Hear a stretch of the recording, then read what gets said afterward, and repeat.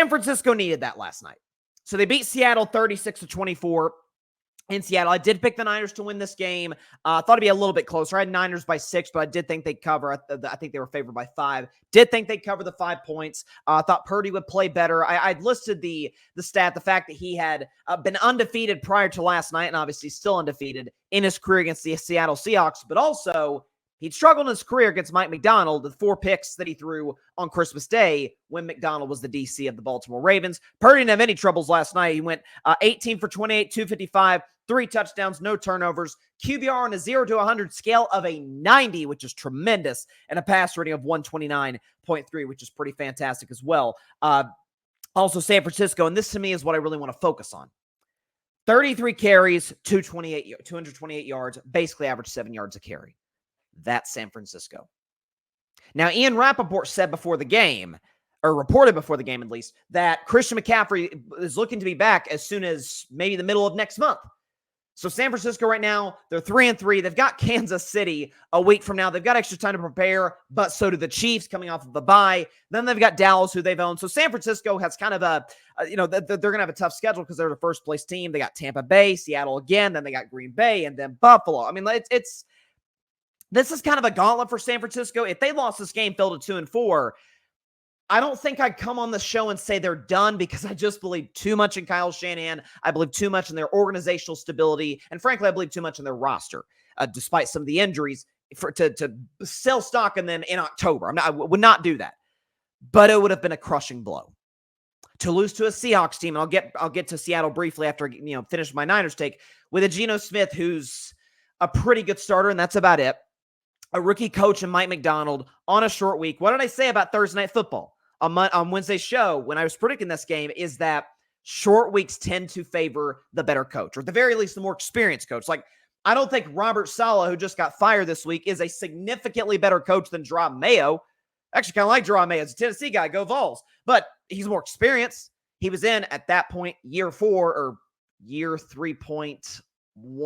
It doesn't matter. It doesn't matter. The more experienced coach tends to do better on Thursday Night Football. Kyle Shanahan, Mike McDonald, for as smart defensively as McDonald is, new head coach, and Seattle's hasn't been very good defensively in the last 3 weeks in this 3-game losing streak, which this was. Well, I'll get to Seattle in a minute. Focusing on the Niners, though. Jordan Mason, who suffered an injury, recent reports say it looks like he's going to be fine. I don't know if anything's broken by the time. I'm recording the show at noon Eastern time. It airs at 6 Eastern. I don't know if there's any sort of news that have broken as of late, but it looks like he's going to be okay in the long run. Okay, Kyle Juszczyk doing his thing. George Kittle.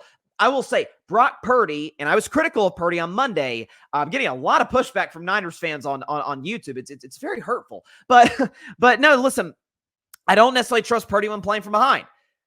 But when Purdy's got it rolling, when Purdy's, it's seeing the field well, which he clearly was all of last night, that dime he threw to George Kittle on the back right corner in the end zone was a great catch by Kittle, great route, getting the leverage on the smaller DB.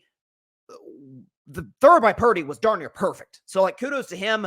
And again, for San Francisco, you like to see a little bit better of a performance from them in terms of, defensively. Special teams, to me, is the concern for Kyle Shanahan, the Niners team, when you consider the fact that they should have beaten the Rams on week 3.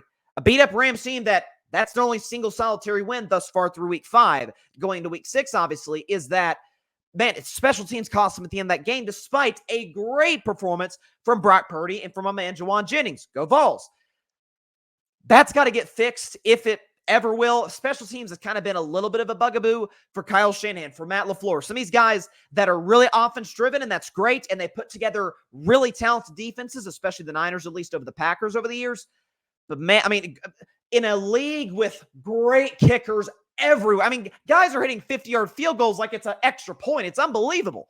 Brandon Aubrey and Dallas, they're saying, hey, he could hit a 70-yarder in a game. It's unbelievable what these kickers are doing nowadays. And you've got Green Bay, who doesn't have a very good kicker, and you've got the Niners, who Moody was kind of iffy at times a year ago, and then this year, now he's hurt. We'll see how long he's out. The replacement kicker, I believe, went perfect on all his kicks last night. So that's good news for San Francisco. But that was impressive. This is how the Niners need to win games. I'm not saying that they're a team like my Pittsburgh Steelers, for example. They're far better than Pittsburgh. In the sense that The Steelers got to hold teams under 20. They can't turn the ball over. But if they do those things, Mike Tomlin, great situational coach, they'll win at the end. Like, Pittsburgh has like a single tunnel vision way to win football games. Trust me, I'm a Steelers fan, I know. That's what cost us against Dallas last week and to a certain degree against the Colts the week prior. That's not San Francisco. I don't necessarily think what Kyle Shanahan has shown, and I love Shanahan, and certainly what Purdy's shown, they're not that great playing from behind. But when they've got a lead, last week notwithstanding against the Cardinals, they're a different monster. And Seattle kind of made that close. There was never a point in that game like, oh my God, Seattle's going to win this thing. There was never a point where I'm like, oh, they're going to, not really. I really never felt that way in the fourth quarter. Yeah, Geno had that, had the ball through the interception when Seattle was down 6. Somehow, some way, I felt like the Niners were going to make a play defensively. They were kind of waiting on it, and we're to close the game out with the running game, and that's exactly what they did.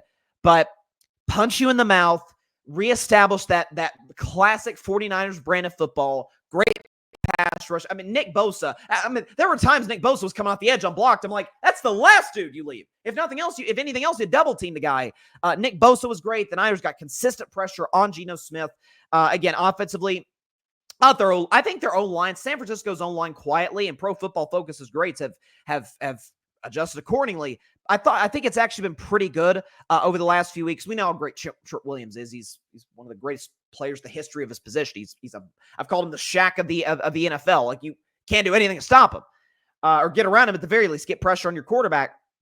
I think the rest of that Niners O-line, particularly in the interior, their centers played excellent football recently, created the big block that freed up the young back. What was the kid's name? Gurindo.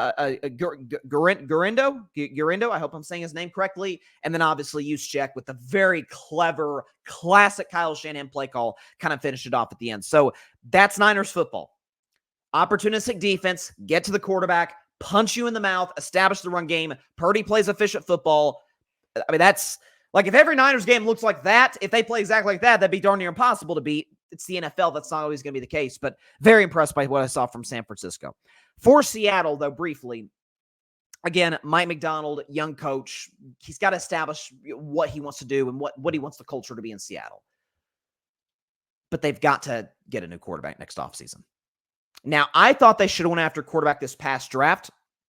I thought a Michael Penix Jr., who you guys know I said before this past draft, Caleb Williams is going to be the best prospect, bar none. He's going to live up to all the hype.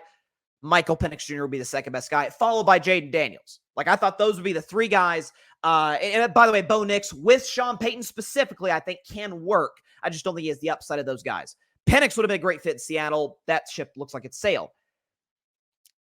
I really like a lot of the talent, particularly the offensive side of the ball for the Seahawks. Kenneth Walker, I think he'd be a good back long term. Again, 14 carries for 32 yards. Not great. But when the San Francisco 49ers are keyed in on stopping him, it's going to kind of limit what you can do. I've said for about a year, they might have the best or second best trio of wide receivers in the NFL. DK Metcalf, Tyler Lockett, Jackson Smith-Njigba, who I thought had a pretty productive night, got open pretty consistently. Did have the fumble, but I thought was pretty solid. Geno missed some layups last night. Now, Geno tends to be a pretty accurate quarterback. It tends to be a pretty efficient quarterback. He led the league in passer rating and is kind of his big, you remember they wrote me off, I didn't write back, season 2022, the Seahawks make the playoffs. Like, that tends to be who Geno is. But efficiency, it's great. I am big on that. That's kind of my major criticism for as great as Josh Allen is. Efficiency goes out the window with that guy. Now, he gives you incredible upside in terms of his playmaking abilities, which is why I take him, in a landslide over Geno Smith. That can only get you so far. I don't trust you guys. Don't think I trust Purdy playing from behind. I trust him more than Geno. I mean, when that game got a little dicey and it was 23-3 again, I guess Seattle made that comeback. A lot of that was spurred by the kick return. Let's be honest. If that thing doesn't go 90 plus yards to the house, Seattle probably gets blown out. They maybe put together a scoring drive that means nothing in the fourth quarter and the score's 36-13 or something. They lose the game badly, going away. And so there needs to be a quarterback change in Seattle. And again, this is something I said about the Seahawks coming into the season, that I feel like they were about an 8-win team, 9-win team. They were kind of a trendy playoff pick by some, and I understood that. My thing was I said Seattle would fool people at the gates. because of the quarterbacks they were playing. Bo Nix in week 1. Okay, and again, I like Bo Nix with Sean Payton. Rookie quarterbacks in their first start historically are awful. Bo Nix in week 1 at home, Jacoby Brissett week 2, and then whoever the heck Miami threw out in week 3. I think it was the kid that started the playoff game a couple of years ago for them, and then Tim Boyle came in briefly. Like, come on.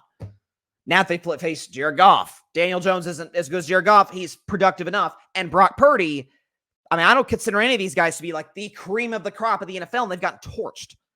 So who does Seattle have next week? Seattle's now obviously fallen to 3-3, tied with San Francisco. They've got the Atlanta Falcons in 10 days, and we know Atlanta tends to be great in close games and have a very explosive offense. So that could be a problem for Seattle. Maybe extra time to prepare. We'll see. But Seattle kind of is what I thought they'd be, and so are the Niners. I didn't think the Niners would be 3-3 at this point in the season. I thought they'd be a little bit better. But that's San Francisco 49ers football at its peak. Thanks so much for watching the show on YouTube, and be sure to go click that big red subscribe button and check out the other clips and full shows from Carving It Up Live, as well as our other incredible content creators here on the Grid Network.